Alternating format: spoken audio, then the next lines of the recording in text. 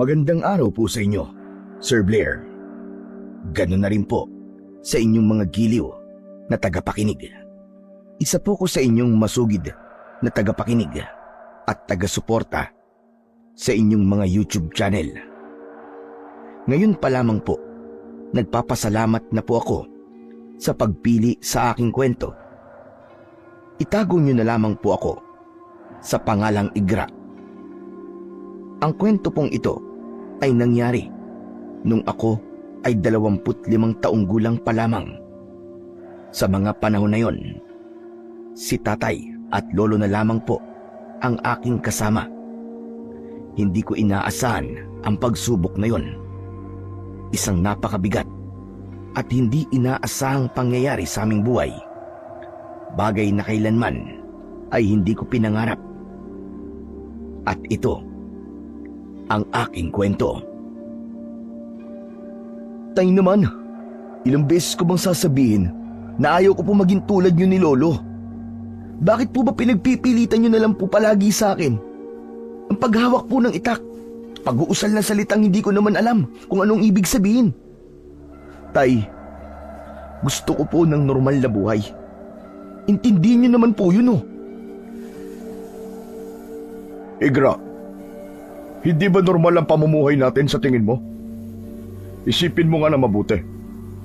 Ang pamilya natin, ang inaasahan ng baryo. Dahil hindi natin alam kung kailan muling aatake ang mga aswang. Tay, napakatagal na po nilang hindi sumasalakay. 10 taong gulang pa lang po ko nung huling sumalakay sila. Simula po nun, wala na din po silang paramdam. Kaya di nyo na po kailangan pang mag-alala. Dahil sigurado ako na hindi na po babalik ang mga yun. Hindi mo alam ang mangyayari sa hinaharap, Igra. Huwag mong pangunahan ang sitwasyon. Kaya pag sinabi kong magsasanay ka, ay magsasanay ka. Ang kulit nyo rin naman, tay. Bahala nga kayo. Kung gusto nyo kayo na lang, magsanay na lang kayo uli. Huwag nyo akong idamay sa mga ganyan-ganyan nyo. Huwag mo akong tinatalikuran, Igra. Kinakausap pa kita. Ano ba, tay? Nagulat na lamang ako nang hawiin ko ang kamay ni tatay. Dahil hindi naman ganun kalakas yun, pero tumilapon siya. Tay, nako! Hindi ko po sinasadya! Bitiwan mo nga ako, Igra. Dahil kaya ko sarili ko. Intindihin nyo na lamang po ako, tay. Ayoko po maging manunugis na tulad nyo ni Lolo. Nire-respeto ko po kayo bilang tatay ko. Ganun na rin po yung trabaho ninyo. Pero sana naman, tay, ako naman ngayon, gusto kong respetuhin nyo rin ang desisyon ko. Ayoko pong maging isang manunugis. Bahala ka, Igra. Pero sigurado ko, darating din ang oras na lalapit at lalapit ka sa akin at tatanggapin ang pagiging kasunod ng yapak ko. Hindi na lamang ako nagsalita. Sa sinabi ni tatay, tumayo siya at naglakad palabas ng aming kubo. Hindi ko naman kagad napansin na pinagmamasdan pala kami ni Lolo Piong. Ikaw po pala, Lo. Kanina ko pa kayo pinapanood ng tatay mo, Igra. Hindi ko maintindihan kung ano ang hindi mo gusto sa pagiging isang manunugis. Dahil nga dyan ay maraming buhay ang nasasalba niya. Lo, gusto ko na lang po na maging tahimik ang buhay ko eh. Ayoko po yung araw-araw na lang na kailangan pong magsanay. Dahil di ka sigurado na may darating at lalabanan ka kung sakali. Ayoko nun, Lo. Tumatanda na po ako. Ang gusto ko maging tahimik ang buhay ko. At pati na rin ang magiging pamilya ko. Naiintindihan naman kita, Apo. Naiintindihan ko mga ibig mo sabihin. Pero wala rin masama kung maaga pa lang magsasanay ka na. Tulad ng sinabi mo, gusto mo ng tahimik na buhay, hindi ba?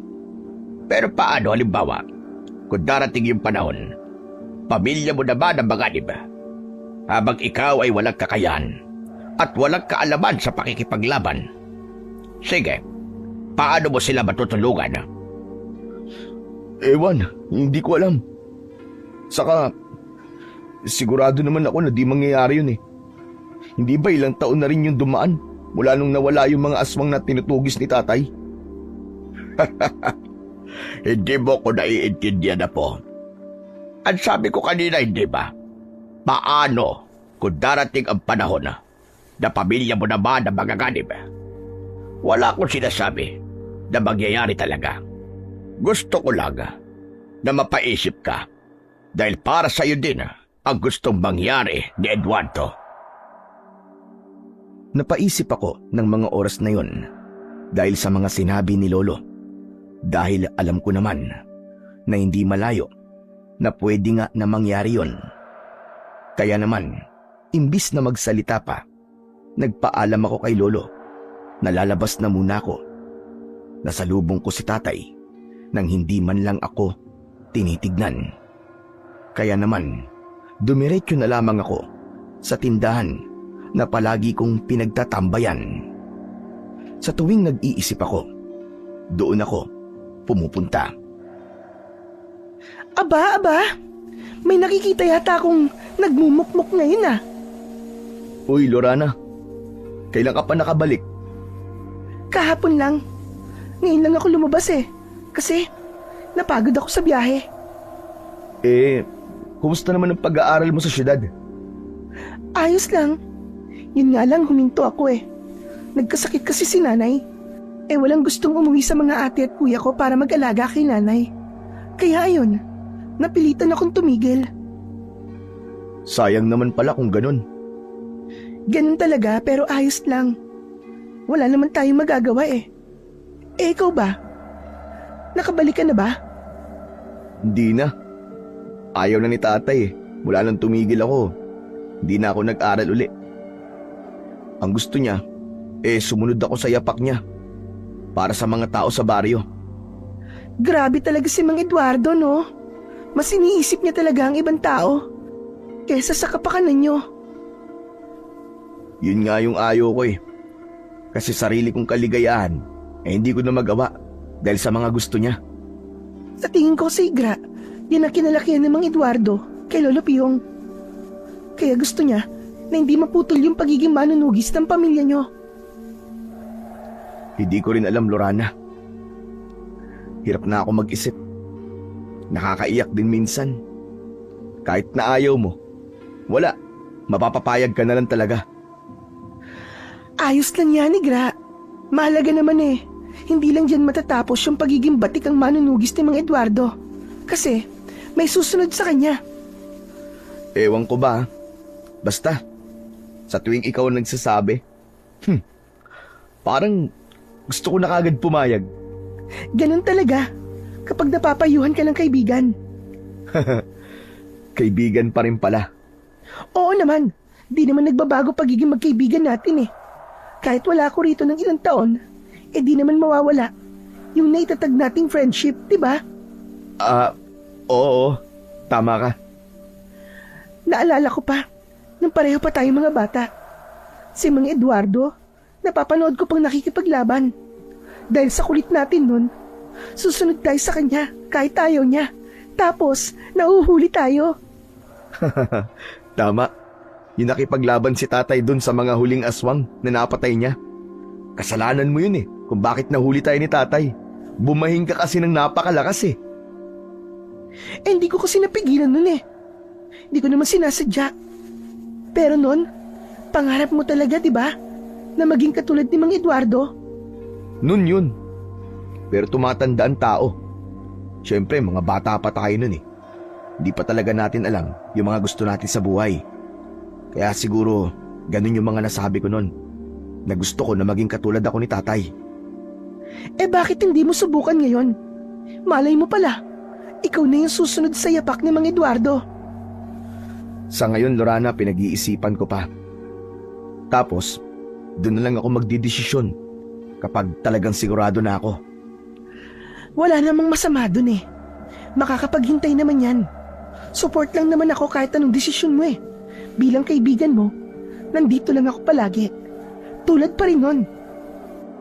Ngumiti na lang ako sa sinabi ni Lorana dahil hindi ko naman talaga may tatanggi na kahit kaibigan lang ang tingin niya sa akin, ay may tinatago kong pagtingin para sa kanya. Mula pa noon hanggang ngayon ay hindi nagbabago yon. Kumusta ka na pala? Ganun pa rin, ayos lang.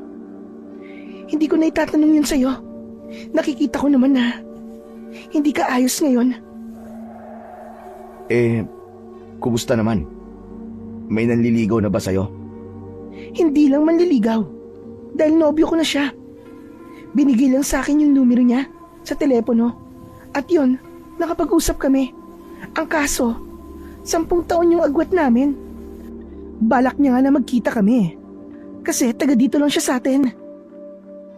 Ganon? Ano daw ang pangalan niya? Haturo ang pangalan niya. Hindi ko pa siya nakikita sa personal.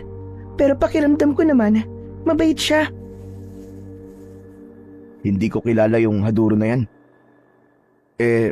Saan ba siya nakatira dito? Ang sabi niya sa akin, siya daw ang pinakamayaman dito sa baryo. May sarili daw siyang upuhan dito. Ang sabi niya pa matangkad na lalaki daw siya. Di ba sabi ko sa'yo nung mga bata pa tayo, mas gusto ko yung matatangkad. Ganon? Pero hindi siya pamilyar sa akin. Pero dito sa baryo, may alam akong isang taniman ng upo.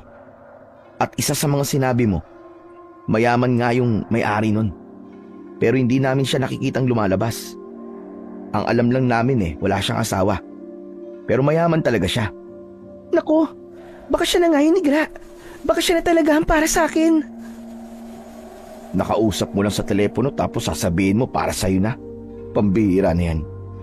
Mamaya niyan, lokohin ka lang nun Bakit hindi ka na lang humanap ng kasing edad mo lang? Hindi ko kasi tipo yung kasing edad ko lang.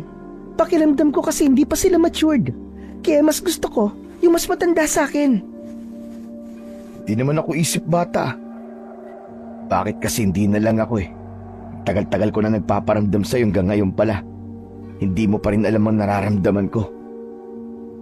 Ha? May sinasabi ka ba? Wala. Aalis na lang ako.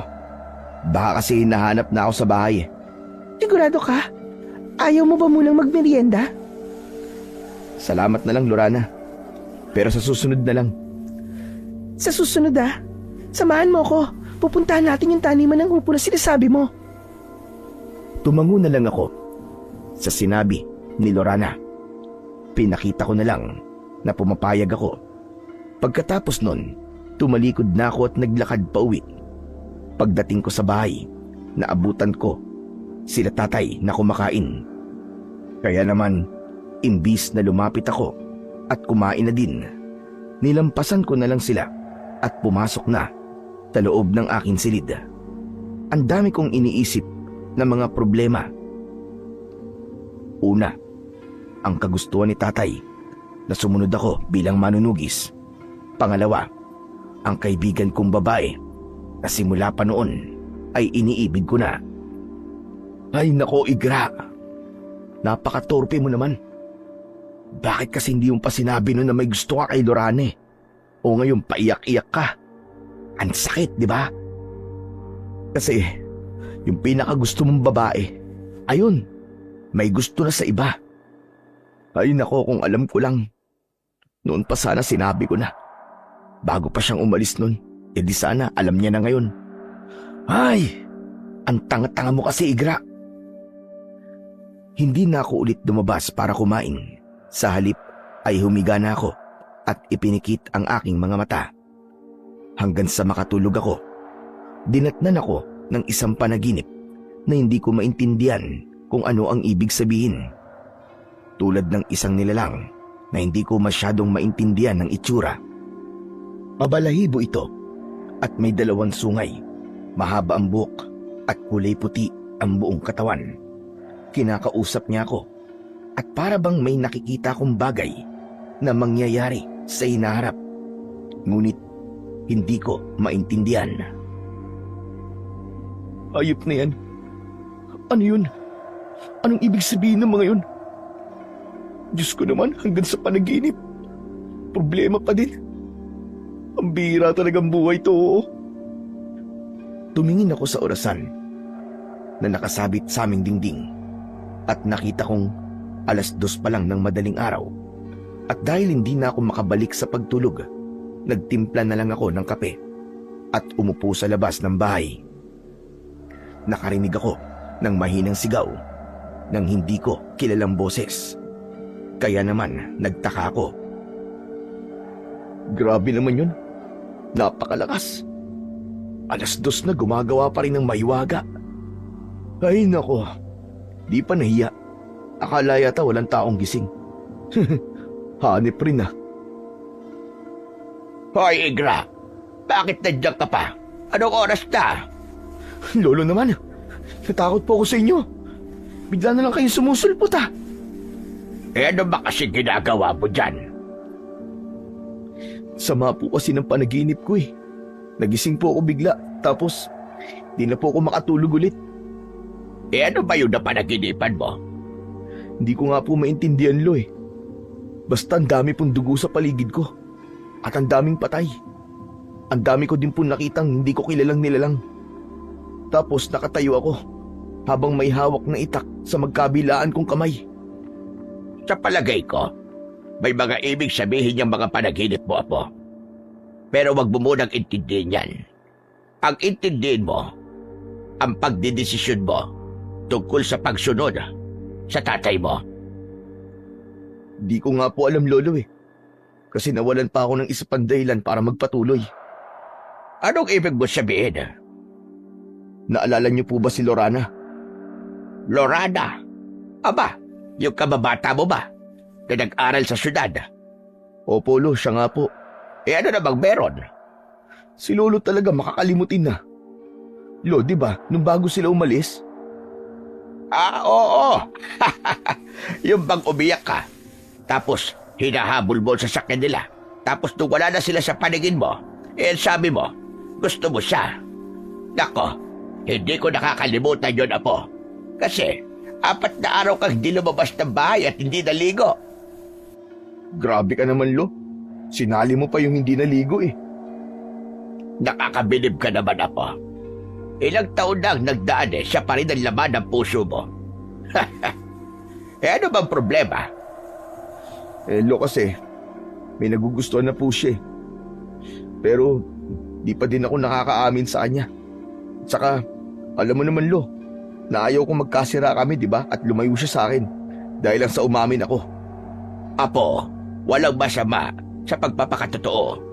Dahil ipapakita mo lang sa kanya na lalaki ka at totoo ka sa kanya.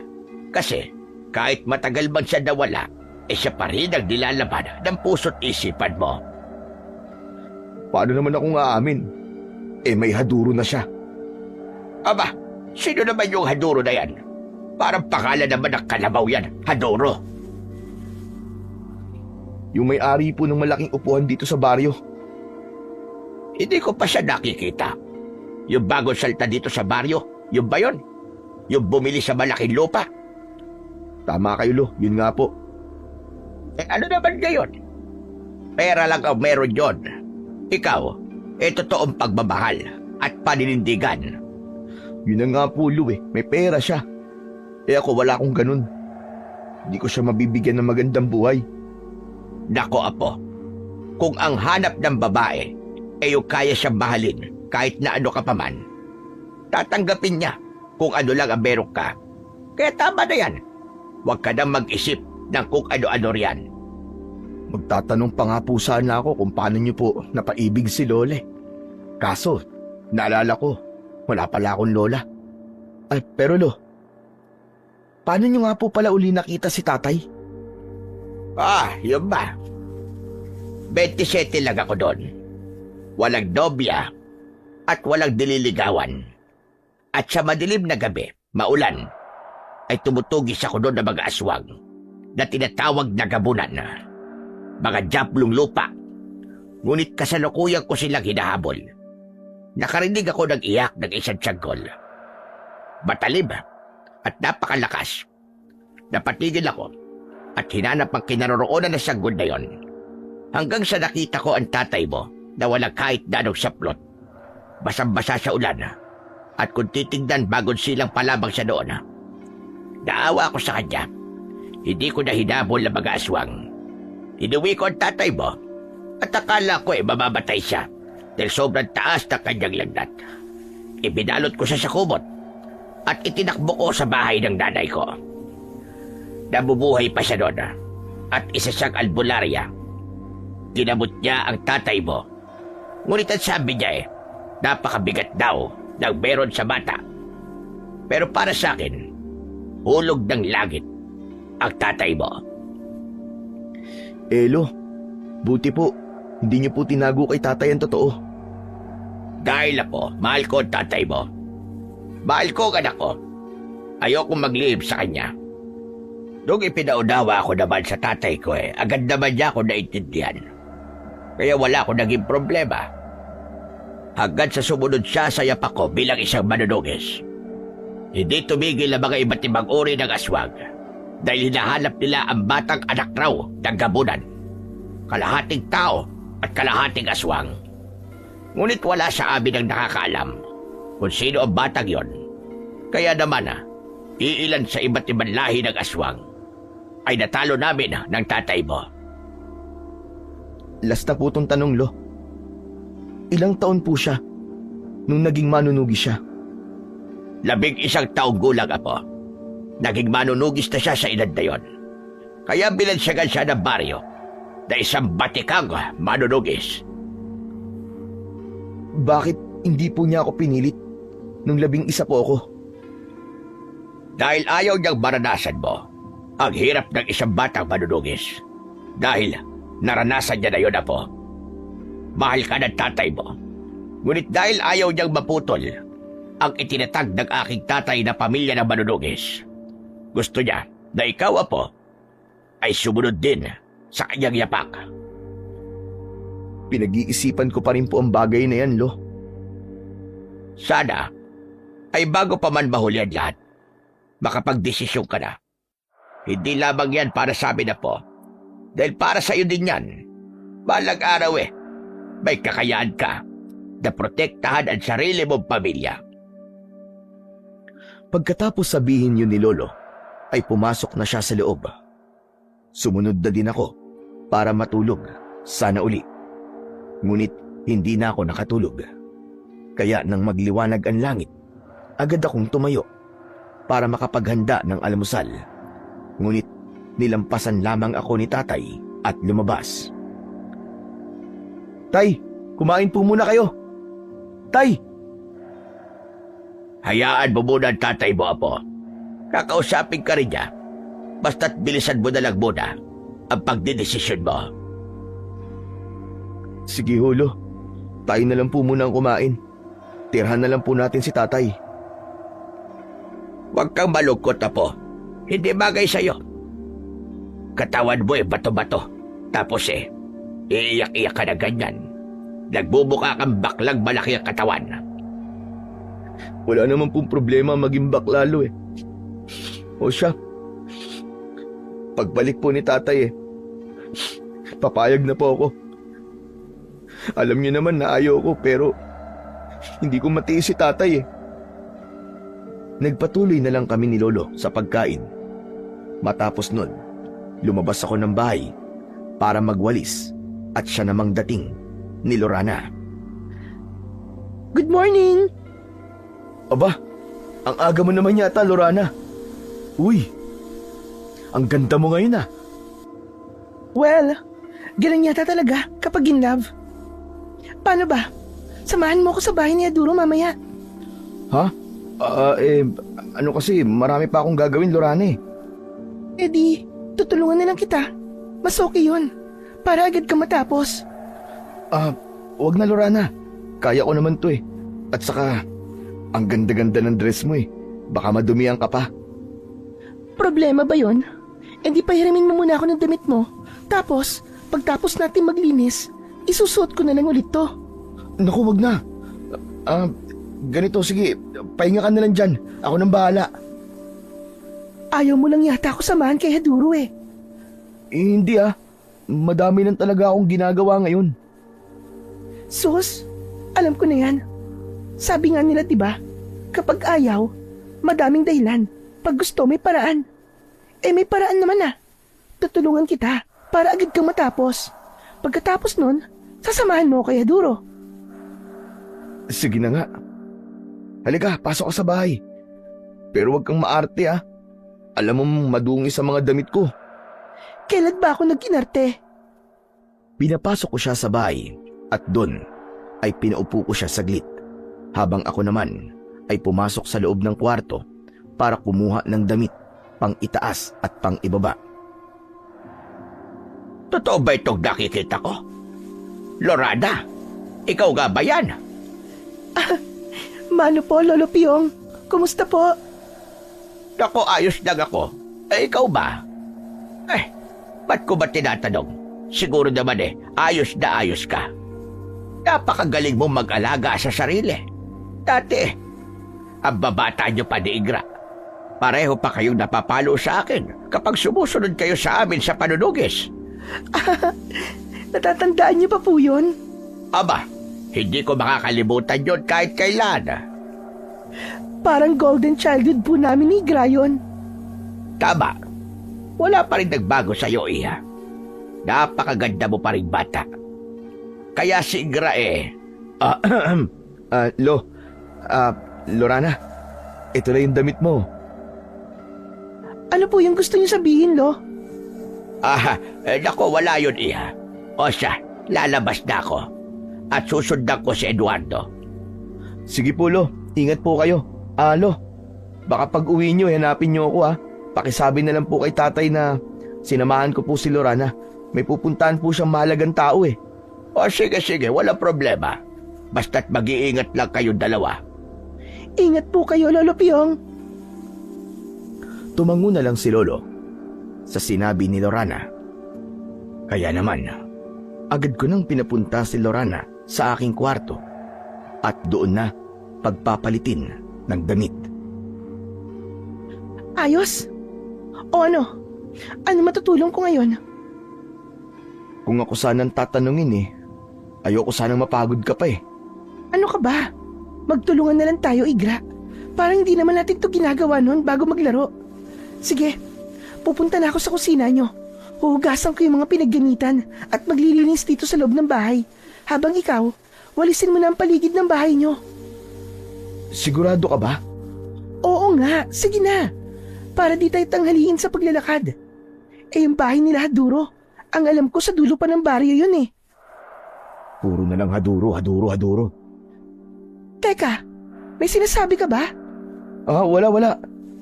Sabi ko, sige, lalabas na ako. Salamat sa tulong.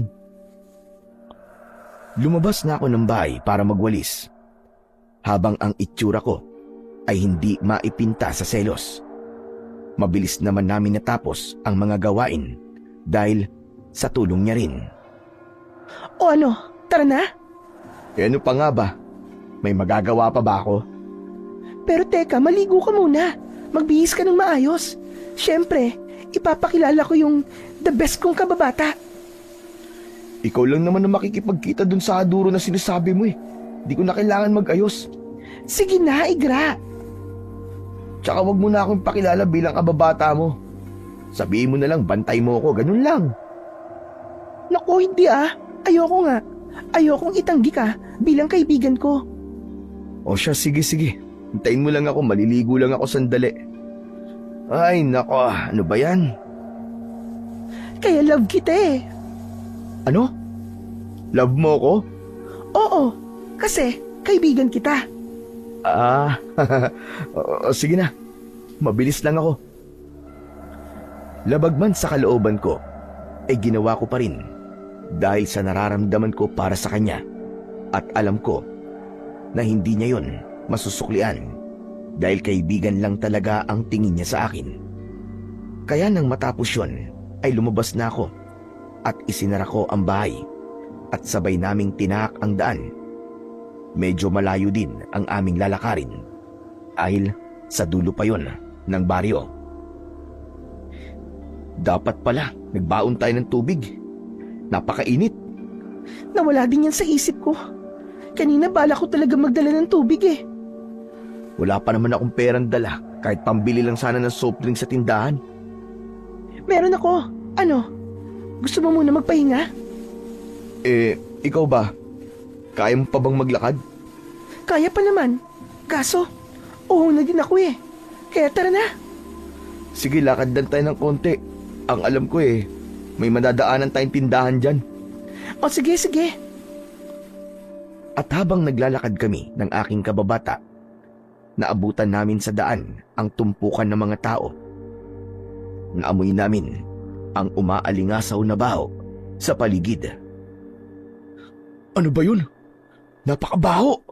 Kaya nga, alam mo yung parang may nabubulok na karne. Ganun na ganun ang amoy.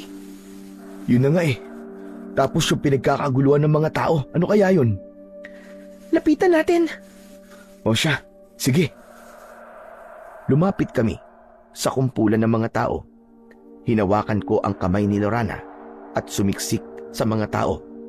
Pagdating namin sa gitna, nakita ko si tatay na nakaupo sa tabi ng isang bangkay ng babaeng hindi na makilala ang muka, habang si Lolo naman ay nakatayo at hindi maipinta ang muka. Tay, Lo, ano po nangyari dito? Mukhang bumalik na ang mga mortal nating kaaway po. Hindi normal ang pagkamatay ng babaeng to, Igra. Lusaw ang mukha niya. Walang lamang loob, walang dugo. Maraming kagat sa buong katawan. At galos na para bang nagpumiglas pa siya. At kung titignan, bago lang to. Siguro, nasa 9 na oras pa lamang. Baka napatay siya ng bandang mga 2:00 ng madaling araw. Paano niyo po nalaman yun, Tay? Kaya nga binansagang batikan na manunugis. Dahil napakagaling ng tatay mo. Kahit ang dahilan ng pagkamatay ng biktima ay kaya niyang alamin at kung anong oras ito napatay sa papamagitan lang ng pagtingin. Ibig niyo po bang sabihin, Lolo Pyong, Mang Eduardo, may mga aswang na naman po sa baryo natin? Tama ka, Iya. Maaaring matagal-tagal na rin silang nagbalik. Ngunit ngayon lamang sila muling umatake. Matitinik ang mga aswang na kalaban natin ngayon. At halata sa bangkay na ito ang paglakas nila. Ngayon, kailangan muling maghanda ng baryo. Ganun na rin tayo, Tay. Dahil anumang oras, maaaring maging madugong digmaan to sa pagitan ng mga aswang at manunugis. Teka, Tay. Kailan pong dalawa ni Lolo? Sino pa ba ang aasahan ko, Igra? Ito na ang kinakatakutan ko. Ang pagbabalik nila. Habang ikaw ay hindi pa rin handa. Teka, Tay. Bala ko na nga pong pumayag sa pagsasanay. Kaso, hindi niyo po ako kinausap kanina. Tumayo si tatay at tumingin sa akin. Pagkatapos nun, ay muli siyang humarap sa mga tao. May mga kalalakihan ba dyan? Balutin niyo ang katawan ng babae at dalhin sa malapit na kumbento. Ipatawag niyo rin ang lahat ng mga tao sa baryo. Tignan niyo kung may makakakilala sa babaeng ito. Eduardo, anak, ako na lamang ang kakausap kay Kapitan. At may pagawa na rin ang mga paghahanda ng bawat tao. Kailangan natin na matiyak ang kaligtasan nilang lahat. Sige ho, Tay. Pagkatapos nun, ay kinuha na ng mga tao ang katawan ng biktima. Humarap sa akin si tatay, ngunit napakaseryoso ng mukha nito. Pag-uwi sa bahay, mag-uusap tayo, Igra. Para saan po, Tay? Akala ko ba pumapayag ka na sa pagsasanay? Ay, oo nga po pala. O siya, sige po, Tay. Siya nga pala, Tay. Si Lorana po. Naalala niyo pa po ba siya? Yung kababata ko? Aba, ikaw na nga ba talaga yan, Lorana? Hindi kita nakilala. Kaya kaninang nagtanong ka hindi kita gano'ng tinignan dahil akala ko ibang tao ka. Ayos lang po yun, Tiyo Eduardo. Oh, kumusta ka na pala? Ayos lang po. Ang nanay mo, kumusta siya? May sakit po si nanay ngayon eh. Mataas po ang blood sugar niya. Pasensya ka na. Pakisabi sa kanya na magpagaling siya. Opo, salamat po. Aba, oo nga pala. May lakad ba kayong dalawa ni Igra? Opo, nagpasama po ako kay Igra. Pupuntahan po namin ng bahay ng nobyo ko. Aba, may nobyo ka na pala. O siya sige. Basta mamaya, Igra ah. Pag uwi mo, mag-uusap tayo. Opo tay, di naman po ako magtatagal dun eh. Kung matagal po si Lorana dun eh, nobyo niya naman yun. Pwede ko po siyang iwanan. O siya sige. Pupunta na rin ako ng kumbento. Mag-iingat kayong dalawa. Naglakad na si tatay habang kami naman ay dumiretso na sa tindahan na madadaanan namin. Doon ay bumili kami ng maiinom at nagpahinga. Grabe, ang tagal ng panahon na nananahimik yung baryo. Tapos, biglang babalik ulit yung mga aswang. Nagkamali nga ako eh. Sabi ko kasi kay tatay na imposible na silang bumalik. Pero ngayon, nambibiktima na naman sila. Nung bata pa tayo, napakatapang natin pero ngayon, 24 na ako. Ngayon ako nakakaramdam ng takot. Ako nga din, Lorane. Takot at galit ang nararamdaman ko. Napakasama nila. Pare-pare tayo may buhay sa mundong to. Pero sila pumapatay ng mga tao. Hindi ba dapat, dahil mas malakas sila sa atin, at may mga kapangyarihan sila, dapat pinoprotektahan nilang mas mahina sa kanila? Kaso wala eh. Ginagawa nilang pagkain yung alam nilang mas mahina sa kanila. Ay nako, ewan ko ba? Kung ano na nangyayari sa mundo. Teka, babae yung natagpo ang bangkay, di ba? Oo, bakit? Kanina lang 2:00, nagising ako. Lumabas ako at umupo sa labas. Bago lumabas si Lolo nun, may para akong ungol ng babae na narinig. Anak ng ibig sabihin pala mali yung hinala ako kagabi. Hindi pala milagro yung ginagawa ng babae. Teka, ano ba milagro ang sinasabi mo? Ang hina mo naman, Lorana. Pag-ibig ng bawat isa, basta yun. Akala ko ganun lang. Kung alam ko lang na ganun pala ang mangyayari, nagising ko sana si tatay. Ligtas pa sana yung babae. Hayaan mo na. Nangyari na yun, Igra. Wala naman tayong magagawa eh. Ngayon, may dahilan na ako para sumunod kay tatay sa yapak niya. Ayokong gaganituin lang ng mga hayop na aswang na yun ng baryo natin. Dapat may gawin tayo. Yan ang kaibigan ko. O siya, tara na. Ay, oo nga pala, no? Napahaba ang pag-uusap natin. Naglakad na kaming muli at ilang sandali pa, nakaabot na kami ng dulo ng baryo. Doon ay nakita namin ang lumang mansyon na maraming bantay, na lahat ay mapuputla.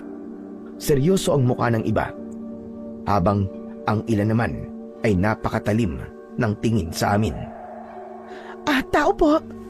Nandyan po ba si Aduro?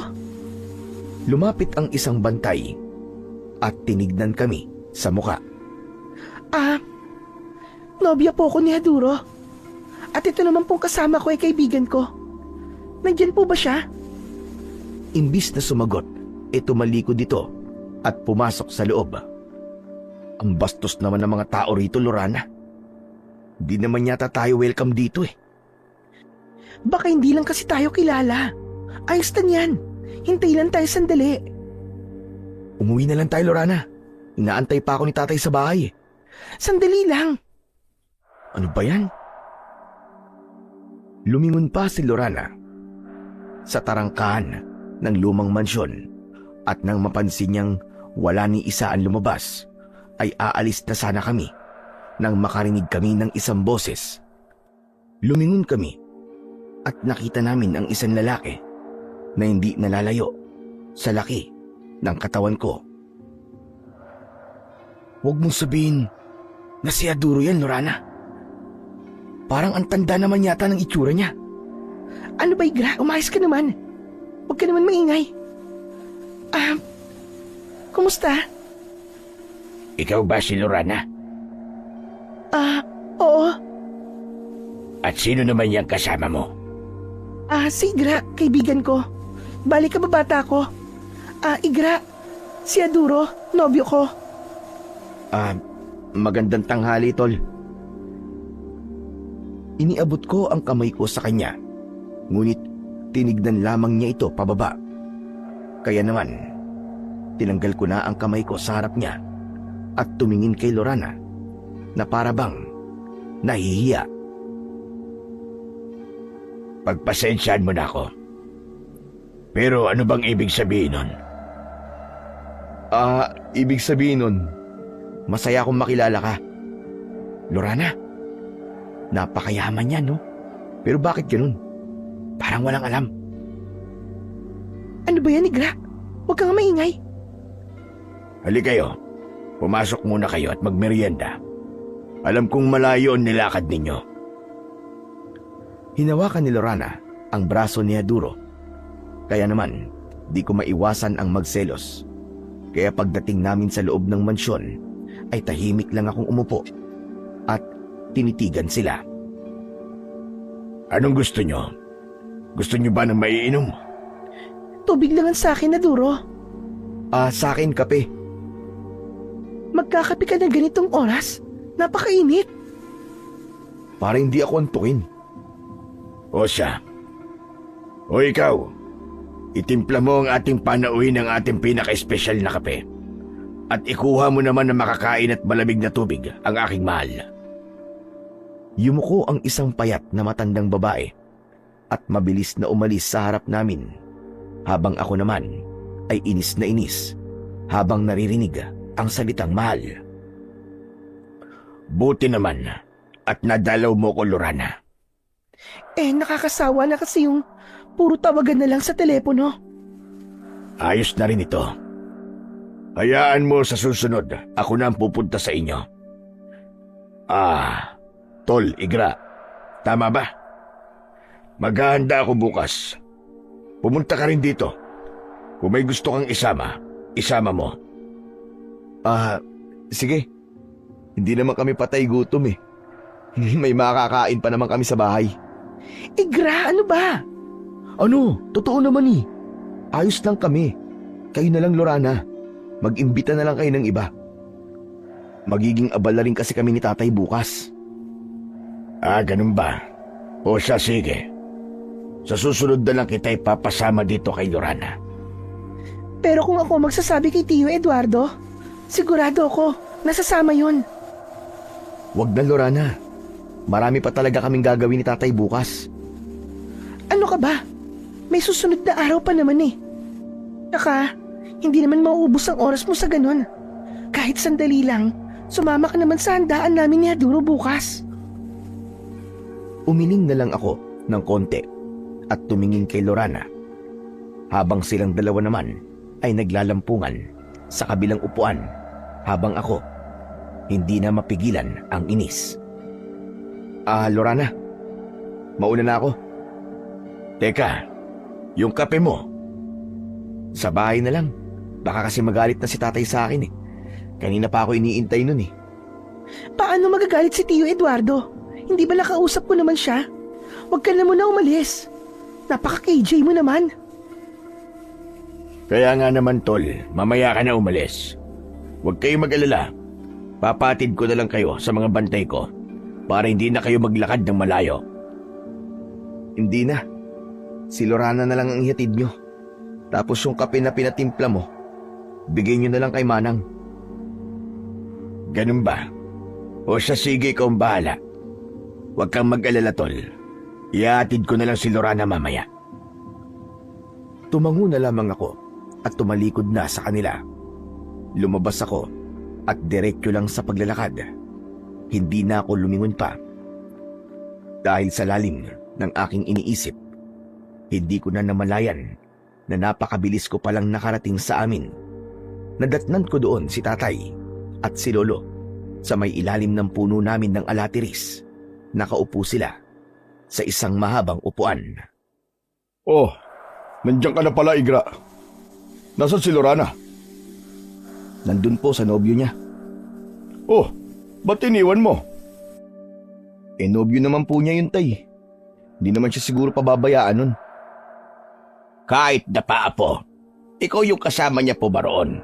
Kaya dapat sabay din kayong uuwi. Nainip na po kasi ako, Lo eh. Teka.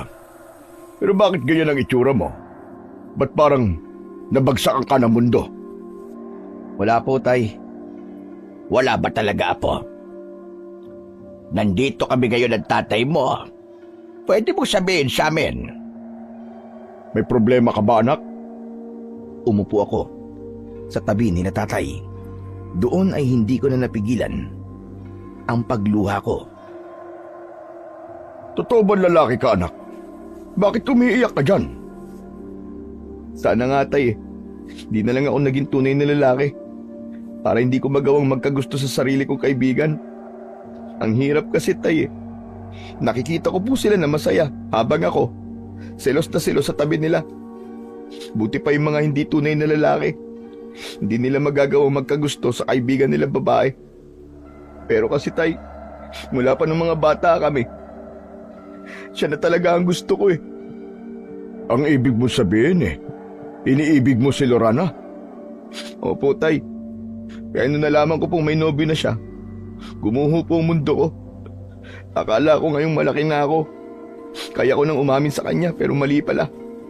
Nung nalaman ko may nobyo na siya, parang biglang umurong ang dila ko eh. At parang ayaw ko nang magpakita sa kanya. Apo, alam mo na wala akong karanasan sa pakikipagdobya. Pero para sa akin, kung iniibig mo talaga si Lorana, huwag mong isipin na makakasira ka sa relasyon nila. Sabihin mo sa kanya ang nararamdaman mo. Magpakatotoo ka. Kahit hindi man niya masuklian ang pagmamahal na ibibigay mo, ang mahalaga, gagaan ang puso mo. Dahil masasabi mo sa kanya na mahal mo siya. Tama ang lolo mo, anak. Alam mo ba, nung nililigawan ko pa ang nanay mo, maliban sa akin, ay may iilan pang kalalakihan na gusto siyang makuha.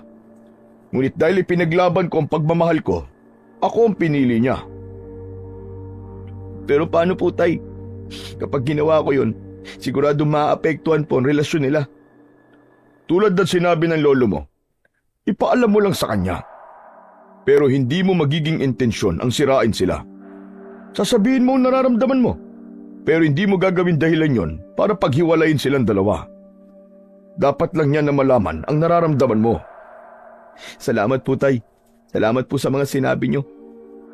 Sana maging daan yan para lakasan ko yung sarili ko. Para di ko isipin yung mga bagay-bagay. Salamat po, Tay. Wala yun, anak. O ano, mag-uumpisa na ba tayo? Saan po? Sa pagsasanay. Marami pa naman tayong oras. Sige po, Tay. Parang nagkaroon na po ako ng gana bigla. O siya, tara na. Nakahanda na rin ang mga gagamitin natin. Eto, Apo. Kunin mo ang 2 karet na yan. Hindi yan ordinaryo. Ikaw lamang ang makakahawak ng ganyang karet. Ano po yung kakaiba sa kanya, Lo? Halika kayo rito sa likod. Ipapakita ko kung bakit ito kakaiba. Sumunod kami ni tatay kay lolo. Nadatnan ko roon ang mga nakaayos na puno ng saging, mga lata at iba pang gamit. Hinawakan uli ni lolo ang karit na may malalaking hawakan. Akala ko nung una ay ihahagis niya ito.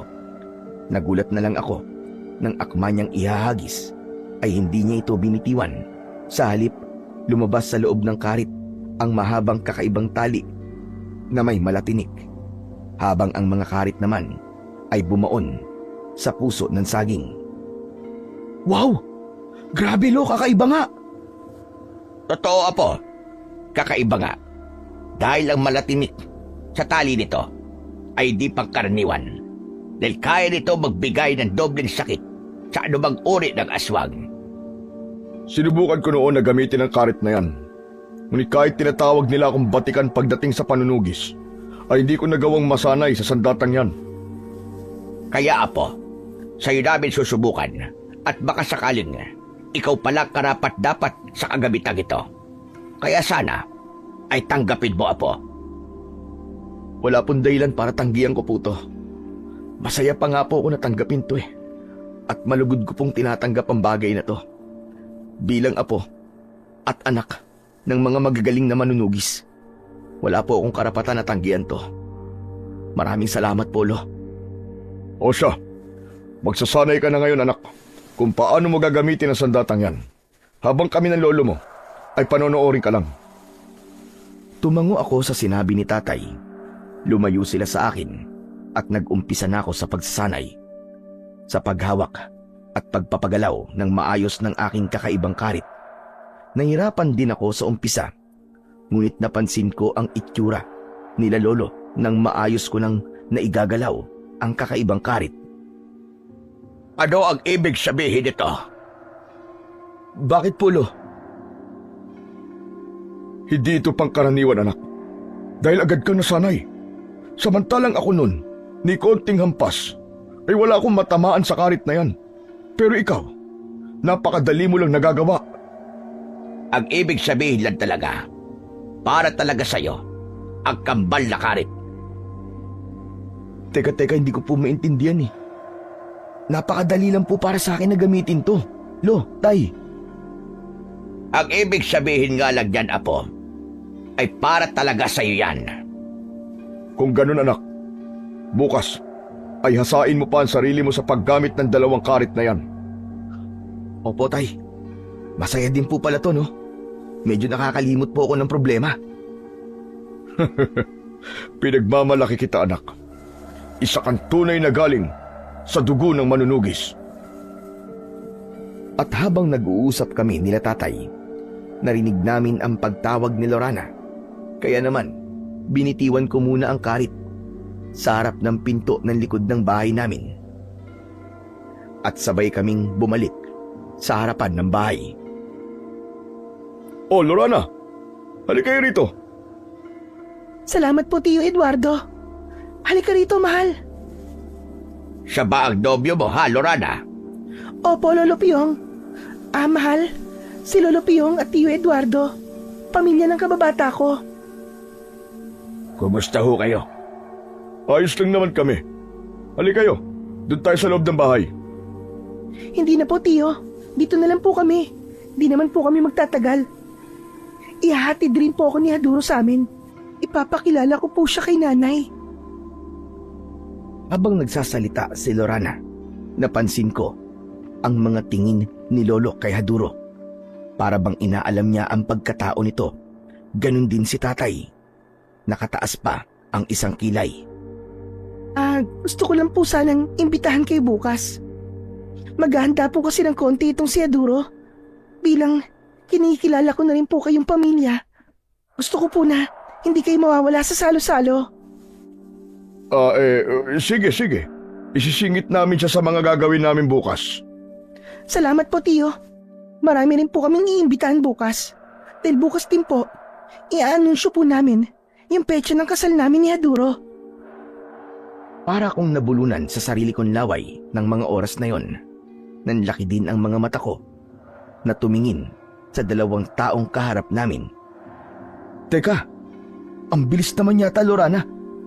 Kailan lang kayo naging magnobyo, di ba? Oo nga eh. Kaya nga, nakakatuwa sa sandaling yun. Pakiramdam ko matagal na talaga. Minahal ko na siya ng gusto. Kaya, hindi na kami magpapaligoy-ligoy pa. Haharap na kami sa Diyos at mangangako sa harapan niya. Sigurado ka na ba dyan sa desisyon mo, ha, Lorana? Oo naman po, Lo. Wala pong dahilan para maging hindi sigurado. Nakikita ko naman po na mahal din po ako ni Haduro. Dahil po dyan, gusto ko maging espesyal na bisita po kayo. Bukas na lang po namin sasabihin kung kailan yung kasal namin ni Lorana. Nakakagulat man, pero masaya kami para sa inyo. Sana tama ang maging desisyon mong yan, Lorana. Ngumiti na lamang si Lorana sa sinabing yun ni tatay at nagpaalam na silang aalis na. Habang si Haduro naman ay napansin ko pang tinignan kami. Kakaiba ang nararamdaman ko sa taong yun, Apo. Parang hindi siya ordinaryo. Maaaring aswang siya, tay. Teka lang po, tay. Paano niyo naman po nasabi yun? Hindi pa ako sigurado. Hindi ko naman kasi nakikita ng diretso ang mukha niya. Pero nang minsang magtama ang mga mata namin, Nakita ko na baligtad ang refleksyon natin sa mga mata niya. Sana nga ay mali ako ng inaakala ko. Yun din ang nararamdaman ko. Kakaiba ang bumabalot na mabigat na enerhiya sa katawan niya, na para bang may ibig sabihin. Sa loob na lang natin pag-usapan yan. Dumidilim na rin ang paligid. Maghahanda na rin tayo, Tay. Dahil maya-maya lang maglalakad-lakad na tayo para magbantay sa buong baryo. O siya, halina kayo. Pumasok kami habang si tatay naman ay naghanda na sa pagkainan. Pinaupo niya kami ni Lolo. Mabilis naman namin na tinapos ang aming kinakain. At nang mailigpit na ang mga ginamit namin, ay umupo kami uli. Dahil yun ang sinabi ni Lolo. Nararamdaman kong pamilyar ang presensyang yun. Nung haduro na yun, na pinakilala ni Lorana. Napansin ko rin na parang napakatanda ng postura niya. Pero ang itsura niya ay di naangkop. Ano po ang ibig niyo sabihin, Tay? Ilang taon na ba ang haduro na yon? Di ba 24 na po si Lorana? Ang sabi niya matanda lang daw po ng 10 taon si Aduro sa kanya. Tagalaw at pamamaraan niya ng pagtayo, parang hindi ganun ang nakikita namin. Basta ang alam ko, kakaiba ang taong yon. Ano pong plano niyo? Totale, pumayag na rin naman tayo na pumunta ron. Pagkatapos natin maglibot sa umaga, ay dederecho na tayo doon. Tama ang tatay mo. At susubaybayan natin ang bawat galaw niya. Ganon din ang mga kasama niya sa bahay. Kailangan natin malaman ang totoong pagkatao niya. Dahil malakas ang kutob ko na may tinatago ang hadurong yun, anak. Pero parang ang pangit naman po kung pag-iisipan natin ng masama kagad yung tao. Anak, hindi sa pinag-iisipan natin siya na masama. Pero iba ang nararamdaman namin ng lolo mo. At alam ko na hindi talaga siya ordinaryo. O siya, maganda na kayo. Sasama ka rin ba ngayong gabi, Igra? Dalhin mo sa data mo. Subukan natin ang kakayahan mo ngayong gabi. Sigurado po ba kayo, Lo? Ay, hindi, Igra. Nagbibiro lang ako. Mukha ba akong payaso? Si Lolo talaga oh. Oo na nga po, kukunin ko lang po sandali yung karit ko sa likod. O sige, ihahanda ko na rin ang itak ko. Tumayo na ako para kunin ang karit kung saan ko to iniwan. Pagkatapos nun, ay babalik na sana ako sa loob nang mapansin ko si Aduro na pauwi na. Ngunit hindi ko mawari ang itsura nito na para bang namumula ang mga mata niya. Napakabilis nitong maglakad hanggang sa nawala ito sa paningin ko, hanggang sa pumasok na ako sa aming bahay. Oh, bakit napakatagal mo naman yata, Igra? Akala namin nadaganan ka na ng karit. Kukunin mo lang yan umabot ka pa ng ilang minuto. Pasensya na po, Tay. May nakita lang po kasi ako O siya, tara na.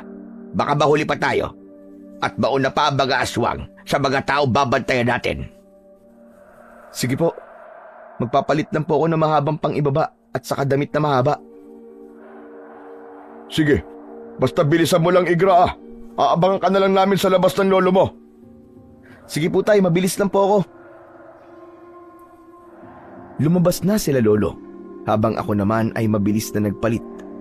Paglabas ko ay walang ibang salita at naglakad na kami.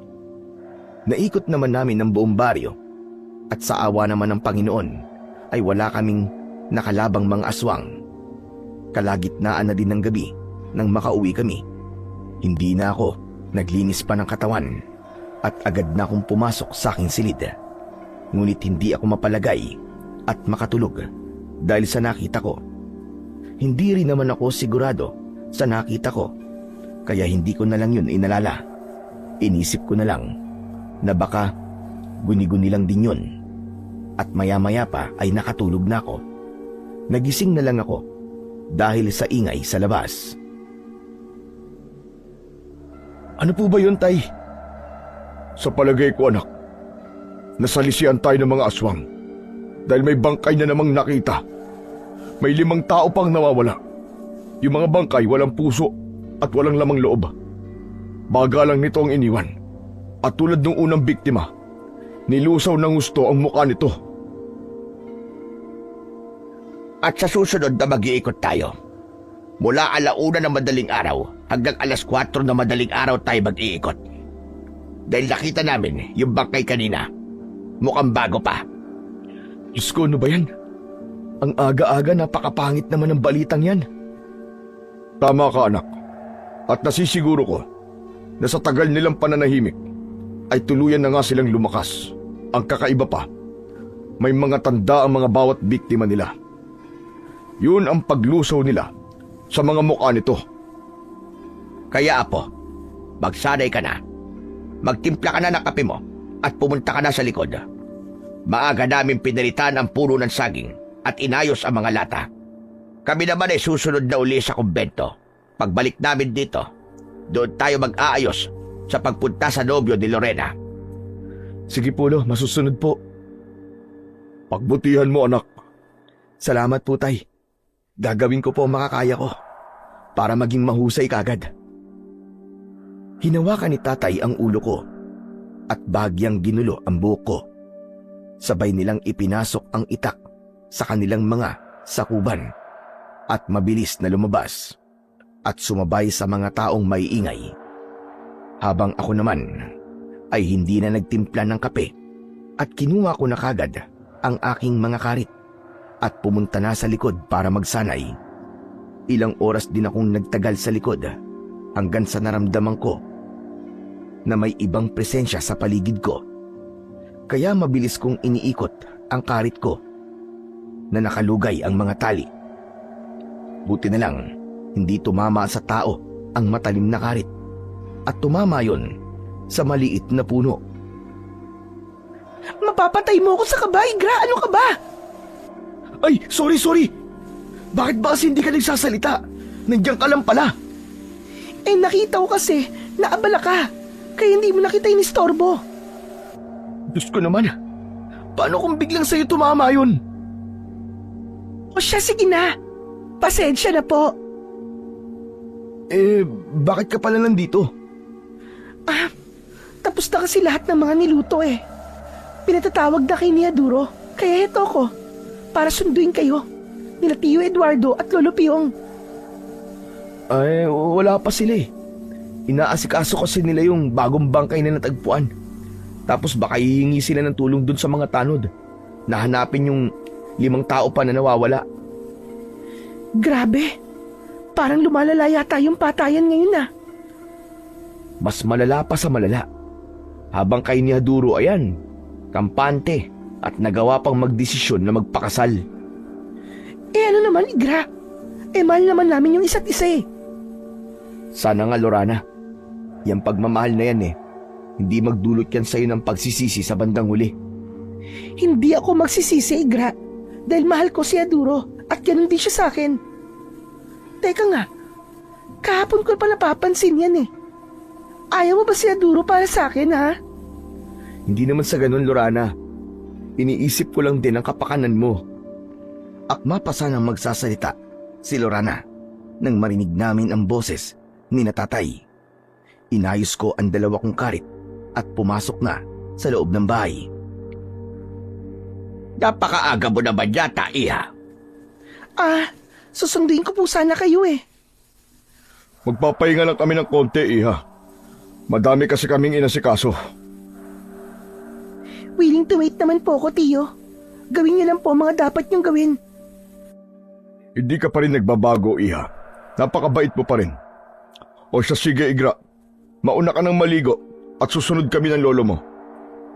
Sige ho, Tay. Mabilis akong naglinis ng katawan. Pagkatapos nun, ay sumunod din ng mabilis sina Lolo at Tatay. Kaya nang matapos sila, hindi na ako ulit kumibo. Sabay-sabay na kaming tinahak ang daan papunta sa mansyon ni Aduro. Pagdating doon, ay pinagsilbihan kami ng mga payat na babae na namumutla. Umupo kami sa mga upuang nasa ilalim na may lamesang may nakalatag na puting tela habang si Lorana naman ay dumiretso sa harap kung nasaan si Haduro. Magandang araw po sa inyo mga kababaryo. Maraming salamat po sa pagpunta nyo. Kinagagalak ko po kayo na makilalang lahat. Ganun na rin po ang pamilya ng aking magiging asawa na si Lorana. Nandito po kami para i-anunsyo po sa inyo. Sa susunod na buwan na po, 15 ng Hunyo, ay magpapakasal na po kami ni Haduro. At kayo po lahat ay imbitado. Ipinapangako ko po sa inyong lahat na hindi ko po pababayaan ang magandang binibini na nasa aking harap. At makakaasa po kayo na si Lorana ay bibigyan ko ng magandang buhay. At dahil dito po siya lumaki, mga kababaryo, maraming salamat po sa inyo. Nagpapasalamat din po ako sa nanay ko. At ganoon na rin sa aking kababatang si Gra. Dahil po sa suporta na ibinigay niya sa akin mula pa nung mga bata kami. Kaya naman Igra, kahit hindi pa ganong kalalim ang pagkakakilanlan natin sa isa't isa, ikaw ang pinipili ko para maging espesyal na panauhin sa aking kasal. Pinag-usapan na namin ito ni Haduro kaya sana tanggapin mo. Nagpalakpakan ng mga tao sa paligid sa sinabing yon ni na Lorana. Habang ako naman ay hindi naman maintindihan ang sarili na para bang nakaramdam ako ng galit. Ngunit pinigilan ko ito at pinilit na ngumiti. Alam ko na nagulat kayong lahat dahil sa bilis ng mga pangyayari. At alam ko na ganoon din ang nararamdaman mo, Igra. Pero nagpapasalamat pa rin ako dahil nandito ka at sinusuportahan pa rin ako. I love you, my best friend. At makakaasa ka na hindi ko pababayaan ang kaibigan mo hanggang sa huling hininga ko. O siya, yun lang po ang gusto naming sabihin. Ihanda na po sa inyo mga pagkain. Maya-maya pa, nag-umpisa na ngang ilabas ng mga kalalakihan at kababaihan ang mga pagkain at inumin. Kasama doon ang isang buong lechon na baboy. At katulad ni na tatay, kahit na nakalapag na ang mga pagkain sa mesa, ay hindi ko pa rin sinubukan na kumain.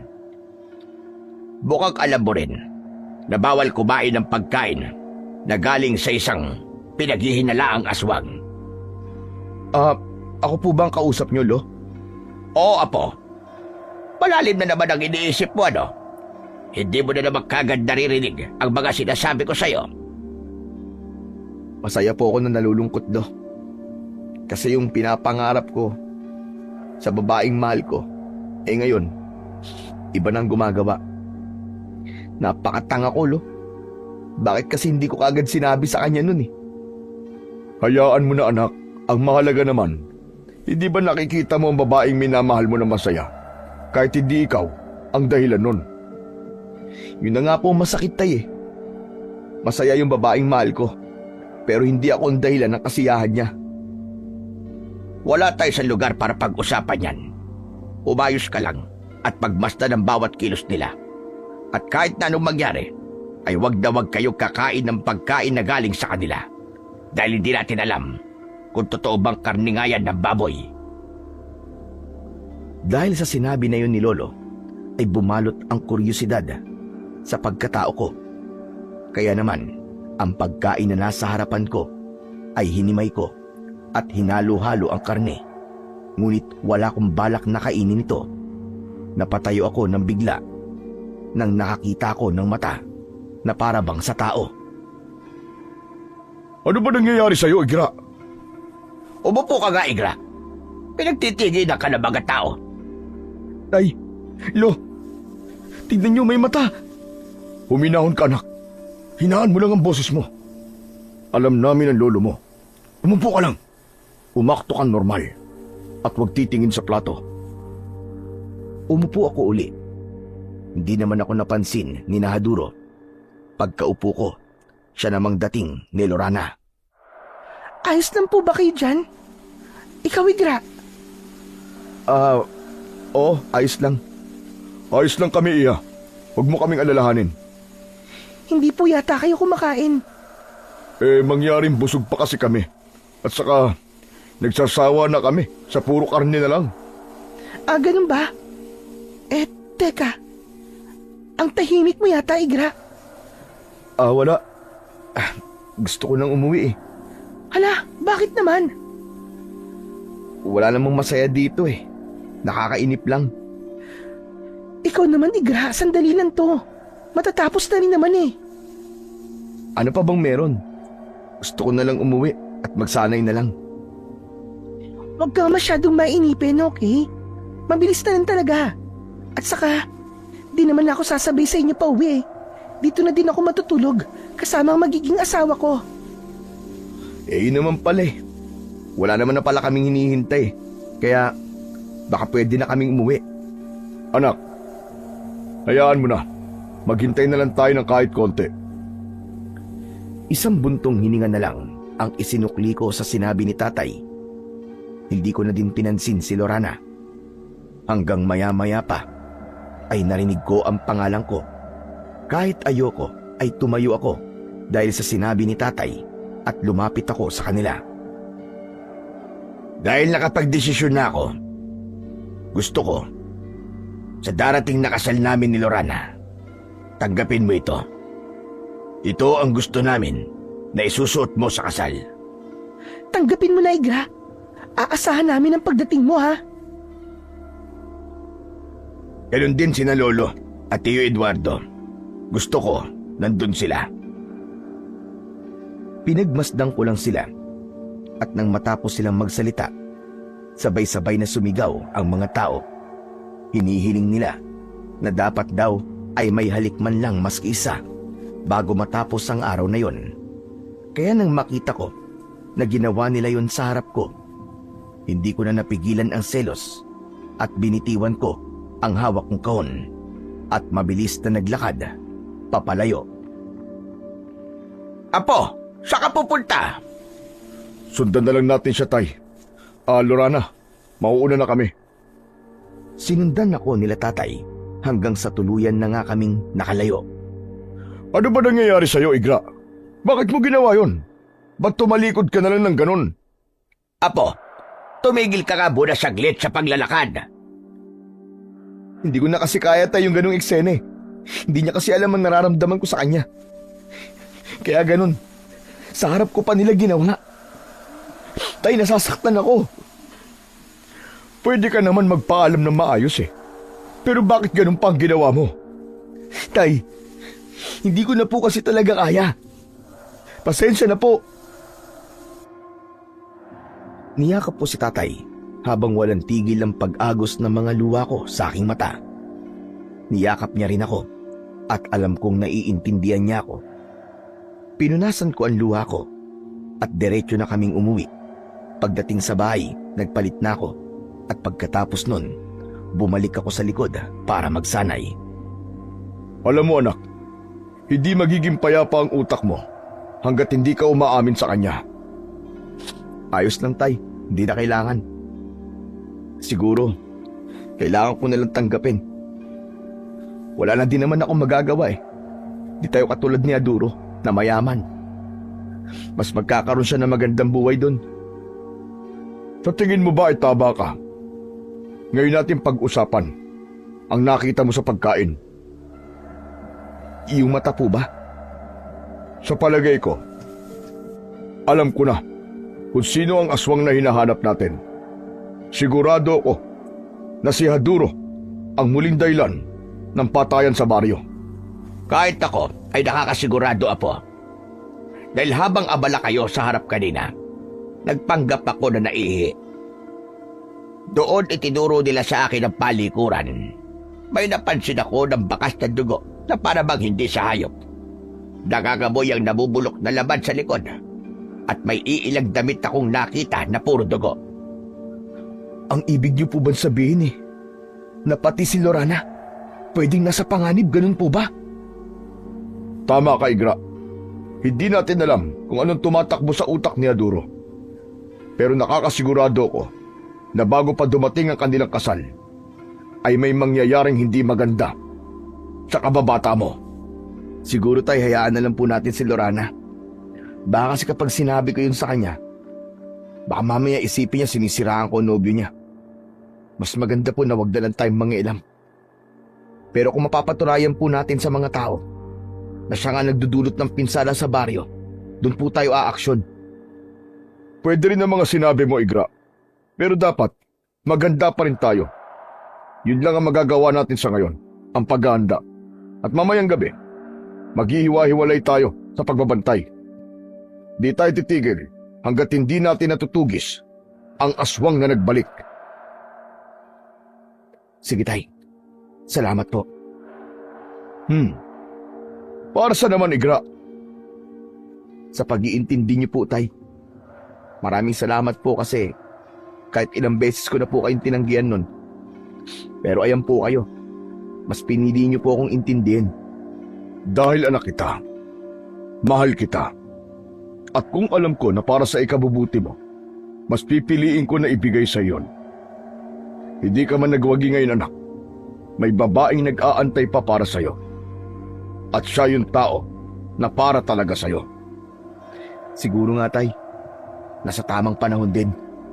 O halika na, kakain na tayo para makatulog na tayo ng konti at makapagpahinga ka na. Dahil mamayang 1:00 na madaling araw, mag-uumpisa na tayo magbantay at tumugis ng mga aswang. Sumunod ako kay tatay. Kaya nang matapos kami kumain, agad na akong nagpahinga. Hanggang sa ginising ako ni Lolo, agad naman akong tumayo. At nakita ko nga sa orasan na 1:00 na ng madaling araw. Kinuha ko ang kambal karit ko at naghiwa-hiwalay na kami.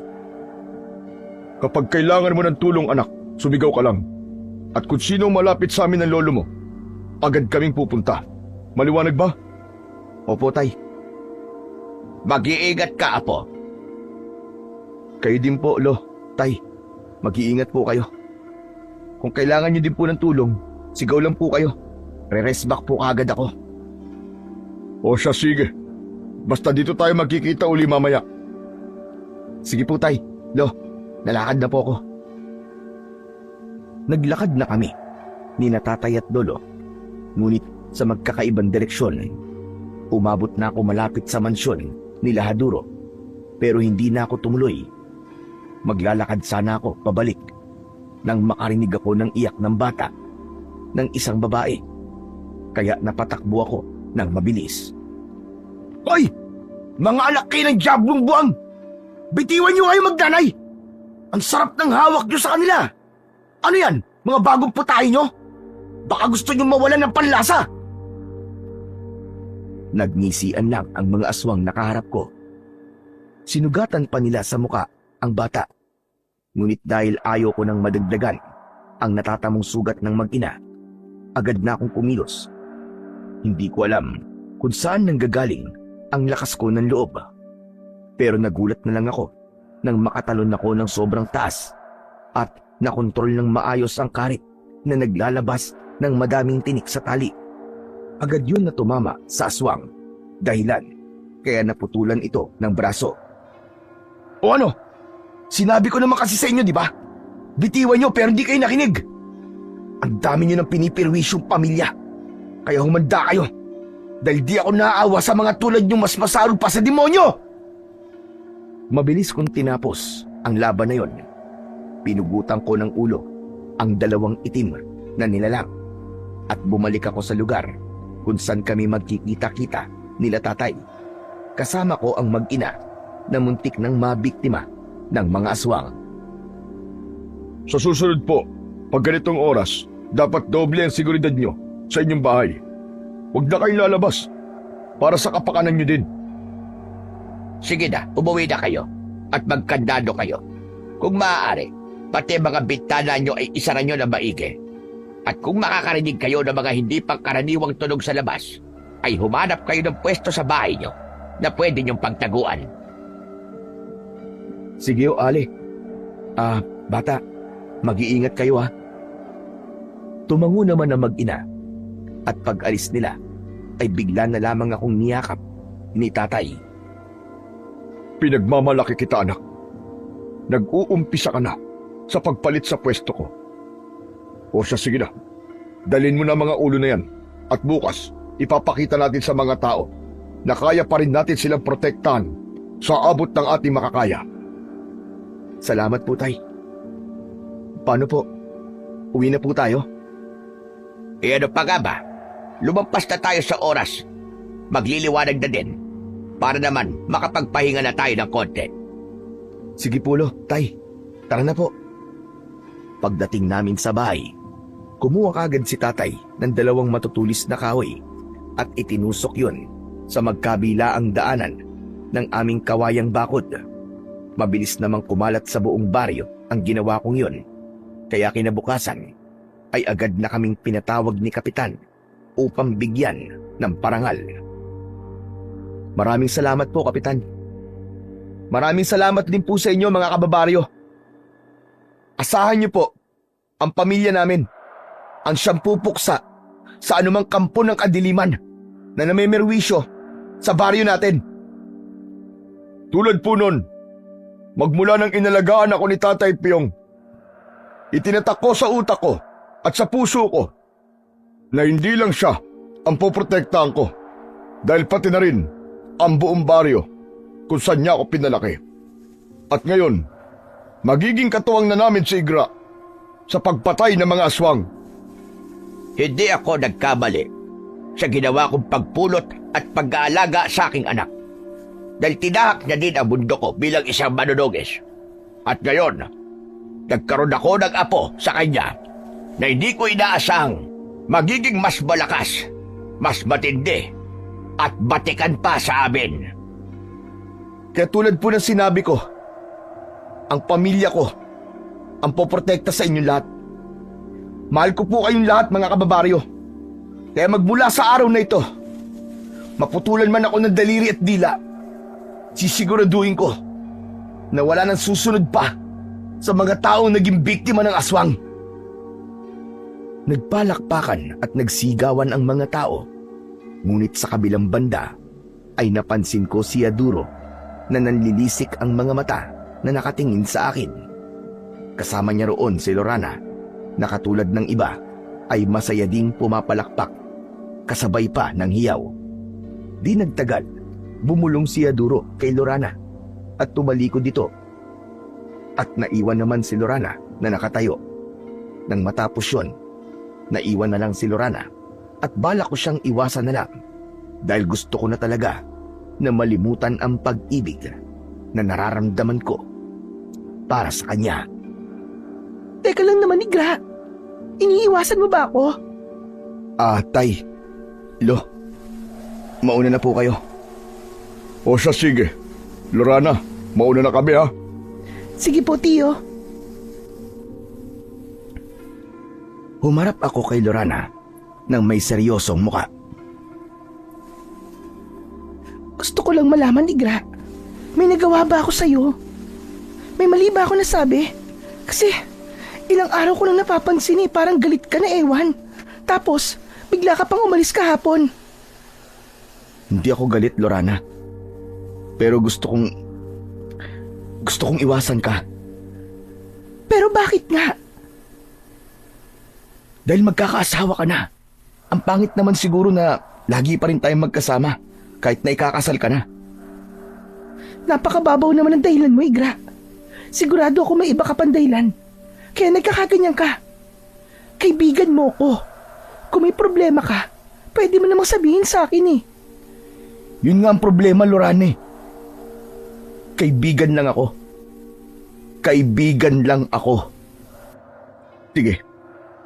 Gusto mo malaman kung ano talagang dahilan ko? Sige, sasabihin ko. Teka. Ano bang ibig mo sabihin? Sus, yan tayo eh. Napakahina mo. Bakit hindi mo maramdaman at di mo mapansin na mahal kita? Di lang bilang kaibigan. Dahil mahal kita, Lorana. Mahal na mahal kita. Napakamanid mo. Kasi hindi mo malang maramdaman yung nararamdaman ko para sa'yo. O ano, naintindihan mo na? O ano?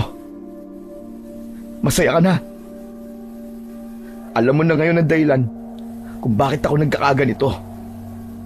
Dahil mahal kita. Teka, Igra. Hindi ko pa rin maintindihan eh. Ang hirap mo kasing paintindihin. Sinabi ko na lahat pero wala pa rin. Tama na to, Lorana. Sana maging masaya ka kay Haduro. At hindi mo pagsisihan na umibig ka sa isang halimaw. Tama na to. Mahirap paintindihin yung taong sarado yung isip at mata. Hindi ko na hinintay na magsalita muli si Lorana. Naluluwa akong tumalikod at umuwi. Napansin din ni tatay ang luwang lumalabas mula sa aking mata. Kaya naman, nilapitan niya ako. O anak, tubig, uminom ka na muna. Kanina ka pa ganyan eh. Ano ba nangyari sa pag-uusap nyo? Bakit ganun, tay? Akala ko magiging maganang loob ko kapag nasabi ko na ang lahat kay Lorana. Pero bakit ganun? Bakit parang lalong bumigat? Huhupa din yan, anak. Ano ka ba? Napakatapang ng pamilya natin. Kumakalaban tayo sa mga aswang. Pumapatay ng mga tulad nila.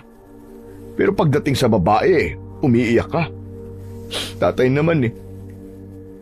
Ganyan ka ba talaga mag-comfort ng anak? Pinalalakas ko lang naman ang loob mo. Hayaan na nga natin, tay. Wala naman tayong magagawa eh. Talagang ganito. Minsan talaga talo. Pero marami namang ipapanalo. Kaya nga tumigil ka na sa kakaiyak mo. Magpahinga ka na, sige na. At halos wala ka pang maayos sa tulog. Salamat, taya. Pero huwag kayong mag-alala, tay. Ayos lang ako. Ay, nako. Kanina ko pa kayong pinakikinggang mag-ama. Ay, nako, Igra. Dapat maging masaya ka ngayong araw dahil nakikilala na ang anak ng isang magaling na manunugis. At yun ay ikaw. Kaya pilitin mo na wag nang lalabas ang luha mo. Huwag kang mag-alala. Nandito lang naman kami palagi ng tatay mo. Salamat po, Lo. Nakakatulong ho talaga. Nababawasan po yung nararamdaman kong hapde. Salamat po kasi nandiyan po kayo palagi. Walang anuman. Basta't para sa'yo, Apo. Ay nako, puro tayo lalaki dito sa bahay. At sino pa ba magdadamayan? Eh di tayo lang. Niyakap po silang dalawa dahil alam ko naman talaga na iniintindi nila ako. At napasulyap ako sa bintana. Napansin ko ang kakaibang panahon. Madilim ang langit at malakas ang hangin. Teka, tay. May bagyo po ba? Bakit mo naman natanong? Bigla po kasing nagbago yung panahon eh. Aba? Oo nga no. Hindi maganda ang ibig sabihin ito. Isang babala ito. Ano pong ibig niyo sabihin, Lo? Ang napatay mo kagabi ay hindi ang mismong supremo ng mga aswang. Maaaring hanggang ngayon ay buhay pa rin siya at nararamdaman kong hindi maganda ang ibig sabihin ng kadiliman ng langit. Maganda kayo, Igra. Pati na rin ikaw, Eduardo. Sinunod namin ang sinabi ni Lolo. Nang makapaghanda na kami, ay sabay-sabay kaming lumabas. Paglabas namin, doon namin narinig ang sigawan ng mga tao. Na alerto kami at mabilis na tumakbo.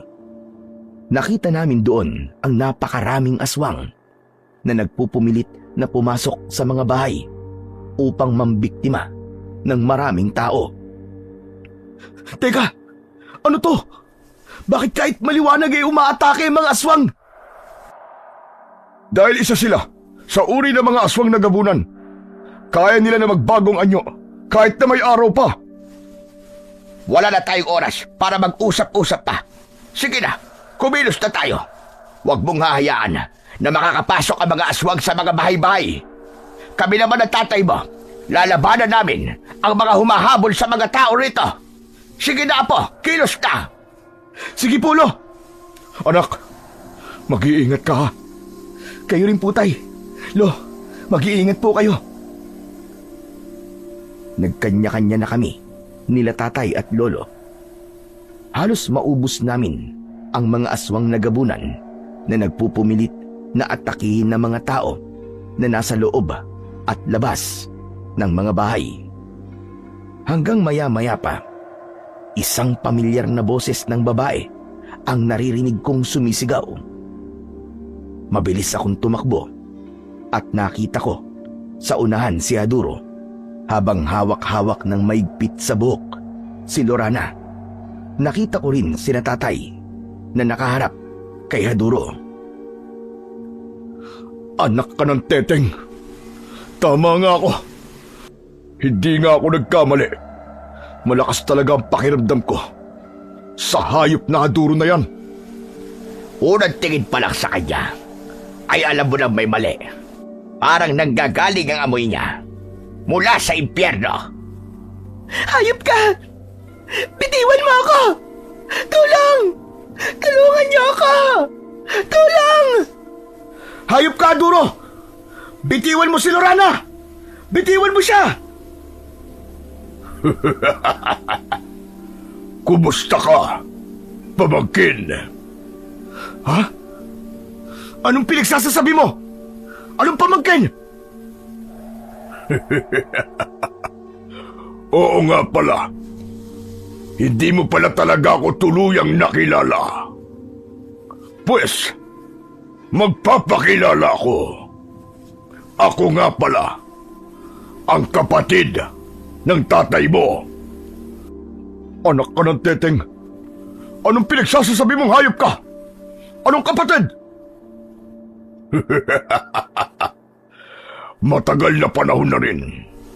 Mga ilang dekada na rin ang lumipas nang mamatay ang ama natin na dating supremo ng mga aswang. Nagkaanak siya sa isang tao at hindi yun matanggap ng lahi natin. Kaya naman, sa gitna ng maulan at madilim na paligid, hinayaan ka nila na mamatay. Ngunit sa hindi inaasahang pagkakataon, natagpuan ka ng matandang hukluban na yan na siya ring nakapatay sa tatay natin. Naparito ko para maningil at patayin ang pamilya niyo. Ginamit ko lamang ang babaeng ito para mapalapit sa inyo at para masigurado na ikaw nga ang hinahanap ko. Kaya kung gusto nyo, ang babaeng ito ay sa inyo na! Hinagis niya sa harapan namin ng malakas si Lorana. Dahilan para mawalan ito ng malay. Mabilis ko naman siyang nilapitan. Hayop ka, demonyo ka! Kaya tama pala ako. Nahalimaw ka! Dahil sa tingin ko sa'yo, ay hindi lang 10 taon ang agwat mo kay Lorana. Pero bakit siya? Bakit mo siya nagawang saktan? Dahil gusto ko na lahat ng malalapit sa inyo ay masaktan. Pinatay ng matandang yan ang aking ama. Kaya sisiguraduhin ko din na tatapusin ko kayo. Ganon din ang mga tao dito sa buong baryo. Walang makakaligtas ni isa. Tumigil ka! Dahil walang mamamatay sa amin ni isa. Dahil mula na magkaisip ako, nangako ko sa taong nagpalaki sa akin sa baryong ito na poprotektahan ko silang lahat sa abot ng aking makakaya. Dahil kung pinatay man ni Tatay Piyong ang sinasabi mong tatay, hindi niya nakasalanan yun. Dahil maitim ang mga budhi ninyo. Nagulat ako nang bigla na lamang sugurin ni Haduro si tatay. Tinulungan naman ni Lolo si tatay na makipaglaban sa supremo ng mga aswang na si Haduro. Habang ako ay binuhat si Lorana at ipinasok sa isang bahay. Pinulot ko ang aking kambal na karit. Ngunit walang ibang nasa isip ko kung hindi si Lorana. Pinanood ko lang sila tatay. Parehong malakas ang dalawang panig at halos magkapuwersa lang ang halimaw na si Haduro at si tatay. Nagulat na lang ako dahil nakita kong natulak ni Haduro si Lolo. Habang si tatay naman ay nahawakan niya sa leeg at sinakal. Dahil doon, natauhan na ako. Hoy! Diablong buwang! Bitiwan mo ang tatay ko! At tayo magharap! Nagpapatawa ka ba? Huwag mong ilagay sa alanganin ang iyong sarili, pamangkin. Dahil kahit ang tatay mo, na may kalahating dugo ng gabunan, ay hindi ako makaya. Paano pa kaya ikaw? Napipitsugin lamang. Hindi ako pipitsugin. At hindi rin ibig sabihin na nagawa mo mahawakan sa leeg si tatay ay talo na siya. Dahil nandito pa ang isa niyang puwersa. Sige, ako ang harapin mo ngayon. At nang magkaalaman na kung sinong pipitsugin sa ating dalawa. Sinikmuraan pa ng supremo ng mga aswang na si Harudo ang tatay ko. At nang tumumba si tatay, ay sinipa niya pa ito. Dahilan, kaya tumilapon sa malayo si tatay. Tay! Hayop ka talaga, Haduro! Hayop ka! Magbabayad ka! Mukhang nagkakamali kaya Tigra. Dahil ang pamilya mo at ang baryo niyo ang magbabayad dahil sa pagpatay ng matandang yan sa aking ama. Tama lang na mamatay ang tatay mo dahil mga halimaw kayo na walang ginawa kundi ang pumatay ng tao. Dahil kayong mga mangmang na tao ay aming pagkain. Kayo ang magbibigay sa amin ng lakas at mapanatili ang aming mahabang buhay. Hindi kami mangmang dahil kayo ang mangmang. Mga sarili lamang nyo ang iniisip nyo. Kung makapagsalita ka, ay parang napakalinis mo. Hunghang! Dahil sa kalahating gabunan ng tatay mo, ibig sabihin nun, ay meron ka pa ring dugong gabunan. Kaya dawit kayo sa kasalanan ng ating lahi. Nagkakamali ka. Dahil kahit kailan, hindi ko kikilalanin ng mga tulad nyo bilang kalahi namin. Dahil tao kami. Mga tao kami. At hindi katulad yung walang ginawa, kundi ang pumatay. Tumakbo ako ng mabilis at nakipaglaban kay Haduro. Naiwasan niya ang bawat pag-atake ko. Nabigla na lang ako nang mabilis siyang kumilos at mabilis akong natamaan ng malakas na suntok sa aking likuran. Dahilan ng pagbulwak ng pulang likido sa aking bibig. Walang sino sa inyong mga tao ang kakayanin ako. Mamamatay ka na ngayon! Akma na sana niya akong sasaksakin ng kanyang mahahabang kuko na parang patalim. Nang biglang iharang ni tatay ang kanyang itak. Dahilan para mahati sa gitna ang kamay ng aswang. Wala kang karapatang demonyo ka na idampi mo marurumi mong palad sa katawan ng anak ko! Doon ay nakakilos ako. Mabilis akong lumundag ng napakataas at pinakawalan ang tinatagong sandata ng aking karit. Ipinulupot ko sa leeg ng aswang ang malatinik na meron sa sandata ko. Napahawak pa si Haduro sa kanyang leeg, ngunit tumalikod ako at nandilim ang muka. Pakiusap! Kadugo mo pa rin ako! Huwag mo akong papatayin! Maawa ka sa akin! Wala akong kadugo na maitim ang budi at mas lalong wala akong kadugo na katulad mong demonyo! Dahil doon, hinila ko nang walang kahirap-hirap ang nakapulupot sa kanyang leeg. Dahilan, kaya gumulong sa sahig ang kanyang ulo. Natapos ang lahat ng yun at lumabas ang lahat ng tao.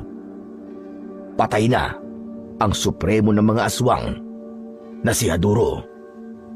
Isinigaw nila ang pangalan ko at ni tatay, ganun din si lolo.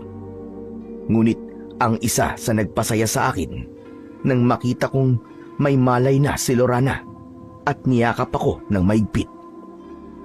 Doon natapos ang lahat, Sir Blair. napatunayan ko na kapag mahal mo ang mga tao, ay ipaglalaban mo talaga hanggang sa kahuli-huliyang patak ng iyong dugo. Masuklian man o hindi, ay hindi na mahalaga. Basta't masaya pa rin ako dahil nailigtas ko ang buong baryo at ang lahat ng mga taong mahalaga sa akin at minamahal ko. At ngayon, kami ni Lorana ay kasal na. May 4 na anak at ang 2 sa aking mga anak ay may pamilya na, habang ako, si tatay at si Lorana at ang 2 ko pang mga anak ay nagtutulungan sa aming maliit na negosyo. Habang nag-aaral sila, ay tinutulungan nila ako na palaguin pa ang aming tindahan ng mga walis at iba pang mga gamit. Yun lamang po, Sir Blair, at maraming salamat po sa pagpili sa aking kwento.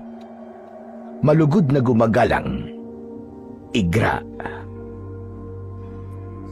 Sa kwentong ating napakinggan, pinatunayan ng binata na sa kabila ng mga sugat, pagsubok at dilim na sumubok at humadlang sa kanilang tadhana, nanindigan si Igra, hindi umatras, hindi nanghina, at hindi binitiwan ang pag-ibig na iningatan niya mula pagkabata.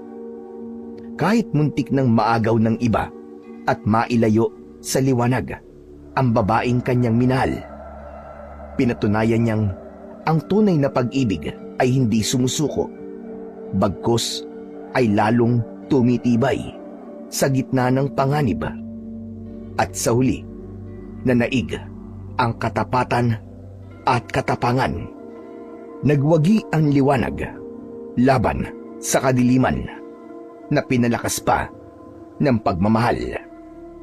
Ang kanilang mga landas na muntik nang magkalayo ay muling pinagtagpo, sapagkat ang pag-ibig na wagas ay laging humahanap ng daan tungo sa wakas na itinadhana. Ang pag-ibig na nagmumula sa katotohanan ay hindi kayang lunurin ng bagyo ni wasakin ng dilim, sapagkat kahit ang buong mundo pa ang humarang, ang wagas at tunay na pag-ibig ay magtatagpo at magtatagpo pa rin sa liwanag at pagmamahalan.